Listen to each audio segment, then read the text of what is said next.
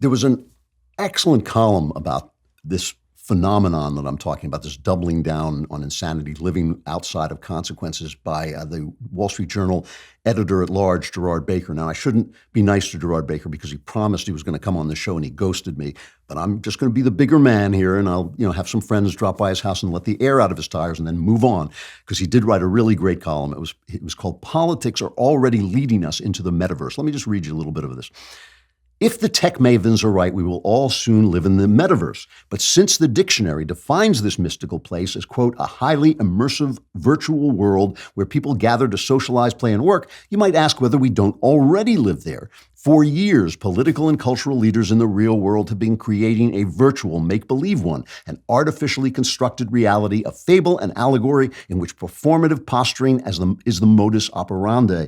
The idea is that by operating in this world, they signal their own virtue, relevance, and even meaning. The public policy class seem to have decided that an artificial reality is preferable to the actual one. Take the pandemic. The coronavirus seems essentially to have defied almost all policy measures to mitigate it, so instead our leaders have chosen ersatz rules that signal whether you're part of their reality: mask wearing, social distancing, vaccine mandates. There's little evidence to support claims for the efficacy of any of these measures, but they will serve nicely as emblems of belonging in your own universe. It has become absolutely clear. And listen, I have never come on and said this disease is a hoax. People are suffering. People are dying. People have died in their thousands and thousands, in their millions, really, across the world. I have not told you that the vaccines are a hoax. None of that. I'm triple vaccinated. I did everything I could to stay healthy as an older guy, not wanting to die. It has nothing to do with this. 15% of the suffering this country has gone through is because of this disease. 85% is because of people like that lady in Davos who can't wake up to the fact that they're just wrong. They do not know. They're well informed and they're probably very bright, but they're wrong. It's easy. It's easy not to be wise, right? They cannot, and that's where the suffering comes from. When you see a headline that says, oh, children are suffering because of the pandemic, businesses are closing because of the pandemic, none of that's true. None of it's happening because of the pandemic. All of it is happening because of bad government actions. The important point to remember as we're talking about this is that the things the government has done, with the possible exception of helping create the vaccine, they have not worked, right? There's evidence that the vaccinations have lessened symptoms for a time. They're a little bit of a disappointment because they seem to wear off. They don't work as well. They don't stop transmissions.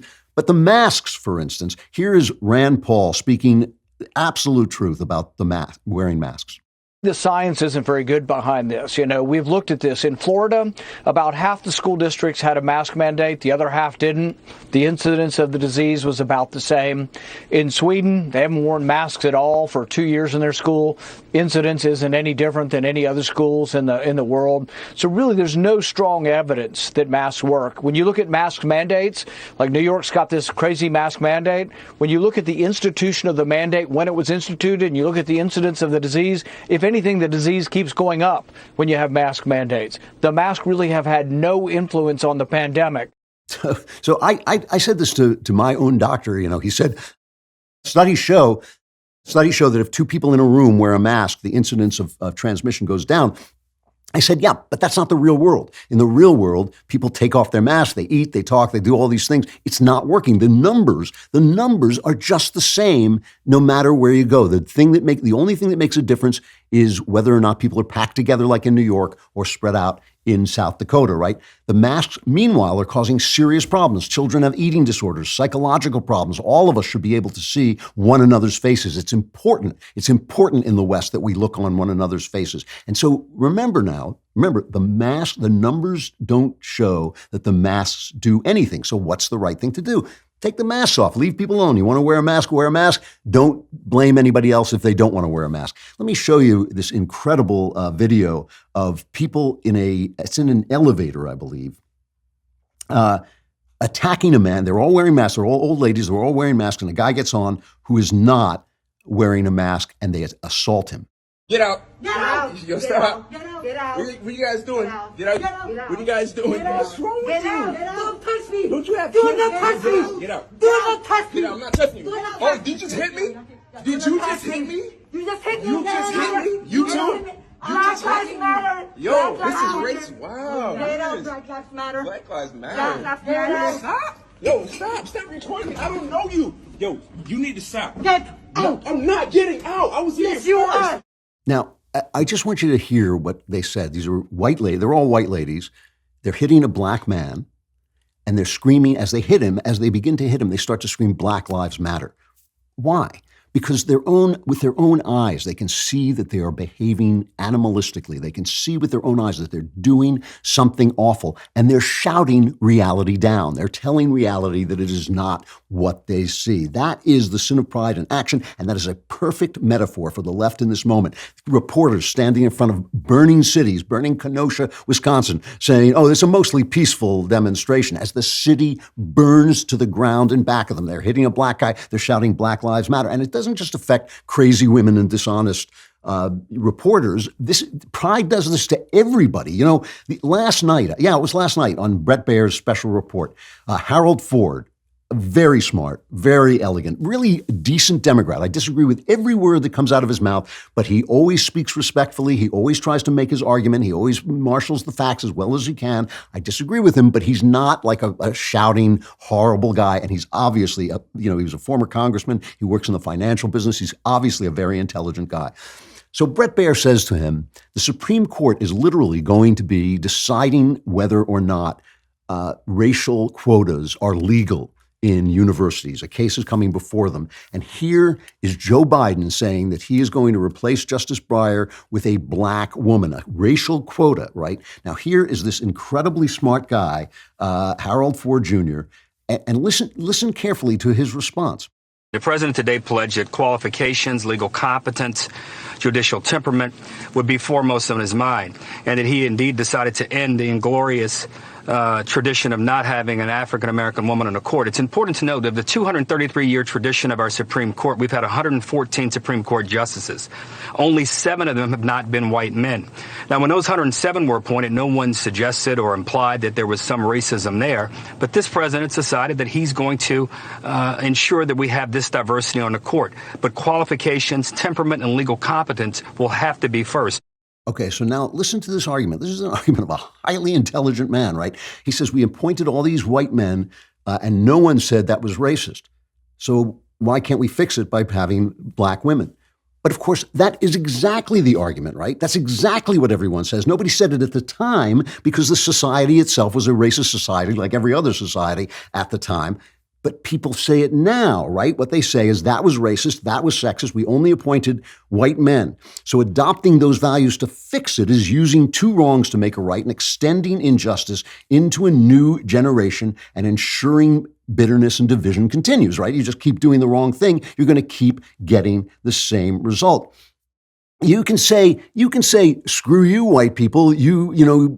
People with white skin were unjust in the past, so we're going to take it out on totally different people with white skin now. Obviously, that's unjust, but you can say that if you make that argument. But you can't claim it wasn't racist in the first place and therefore needs to be fixed through racism because it was racist in the first place and racism is wrong. This is a smart guy, a smart, sensitive, a guy who actually respects other people who disagree with him, making an insane argument because he can't just say no. It's wrong. Racism is wrong. We can't fix the past. We move on from here. That's the best we can do. That is the best human beings. If we had the power to fix the past, believe me, I would reach out and fix it. I wish I could. Nobody can do that. The past is past. The future is all we got. So all you got to do is stop being racist now and let things smooth out. The other result of this is you start to idolize fools. Why? Because the more the fool fools you, the more he pulls a scam on you, the more you have to deny that that's what's happening, right? It's like shouting your abortion. It's like shouting that some expert has really done the greatest thing. The other thing that happened on Special Report, this was a couple of days ago, is you always get tomorrow's news today on this show, and I did a timeline of how Fauci and Francis Collins, how they covered up the fact that this flu probably was manufactured in a lab in Wuhan, possibly with our funding. And they covered up, and we have the emails, we can show the emails, and Brett Baer, chasing after me a little bit, but they have more reporting power, and they did an excellent, excellent job. they basically showed that this was true, that this was a cover-up, that they only wanted one narrative. They wanted to control the narrative, and so they kept information from people. They threw people off Twitter. They threw people off, it was basically you were banned. If anybody said this came out of a lab of in Wuhan, which it almost certainly did. Now, it does seem to have done. So instead, here's this guy who said, don't wear masks, wear masks. It's going to be over in a week. It's going to be over in 2 years. It'll never be over. Every time he opens his mouth, he says something differently. You would think that people would start to say, hey, we trusted you. You screwed us. Get out of town. Instead, this is what we get from the press. The single most respected voice in the pandemic, it's Dr. Anthony Fauci. The man who's become known as America's doctor. The nation's top infectious disease expert, Anthony Fauci. You are seen to many as a superhero. Dr. Anthony Fauci, American hero and New York Yankee fan. You've done so much for this country in terms of this crisis, so I really appreciate your insight. Who better to give us answers that we can trust than Dr. Anthony Fauci? The perfect person to answer our questions today. Joining us now, Dr. Anthony Fauci. Dr. Anthony Fauci, appreciate your candor. Dr. Fauci, appreciate the candor. We appreciate your service to this country. We appreciate your service. Thank you for your service. Thank you for your service. Greatly appreciate your service to America. Thank you for your 37 years of service, I believe, to 7 presidents, and thank you for your work over the past year. The great news is you're sticking around in the Biden administration. We are so grateful to you, Dr. Fauci. Why? Why? Because you can't say, oh, this guy fooled us. This guy conned us. This guy didn't get it right. This guy doesn't know what he's talking about. Because then you're the fool. It's the sin of pride. One time, a reporter approached Fauci and actually took him to task for what he had done. This is the only time. I think it was Ducey from Fox. I'm not sure who it was. But here's the only time it was caught on video. If you are really great and powerful, you'll keep your promises. Do you presume to criticize the great Oz? You ungrateful creatures think yourselves lucky that I'm giving you audience tomorrow instead of 20 years from now. Oh, the great Oz has spoken. Oh, pay no attention to that man behind the curtain. The great Oz has spoken. Who are you? Oh, I am the great and powerful Wizard of Oz. Dorothy Ducey does a really good job reporting. That's the moment. That's the moment everybody's afraid of. And it's not just the right. It's all of us. We all are like this. We're all afraid of that moment when somebody pulls back the curtain and says, oh, you're just a broken, sinful guy. You have no virtue. You cannot get by on your own. You are dependent on God. All of that stuff. We do not want that curtain pulled back because that big head, that giant head saying, I am the great and powerful Wizard of Oz is all of us. It is all of us. The left simply are the people who have had all the power, especially the cultural power, for the last 30 to 60 years. They have slowly taken over. They've purposely taken over our cultural institutions. They have purposely made it so that their virtue, not just their political opinions, their virtue depend on believing what they believe. You wear a mask because you have virtue. You believe in affirmative action because you have virtue. They'll say, you say, well, I don't believe in affirmative action. You say you're racist. Don't you believe that there's racism? Don't you believe there's systemic racism? My feeling is if you said to me, that house is on fire, I'm going to spray gasoline on it, I would say, well, my friend, you have correctly identified the situation, but you've come up with the wrong solution, right? And this is the thing that they keep doing. They have come up with the wrong solution because it's always about the leftism. It's not really about helping black people. It's not really about helping women. It's not really about helping gays. It's always about collecting power in the central place where the elites gather so that the elites can do beautiful things together, and all of us who don't want to follow because we can see that nothing they do works, we'll have to follow because they have all the power. And that's what it's about. And they're afraid. They're, I think, personally afraid. They're personally afraid of that moment when the curtain is pulled back and we say, I know you're a professor at Oxford. I know you have a degree from Yale or Harvard or wherever you went, but you're wrong. You are wrong. And the things that you believe do not work and do not help. Instead, again, they double down on insanity. That's the sin of pride.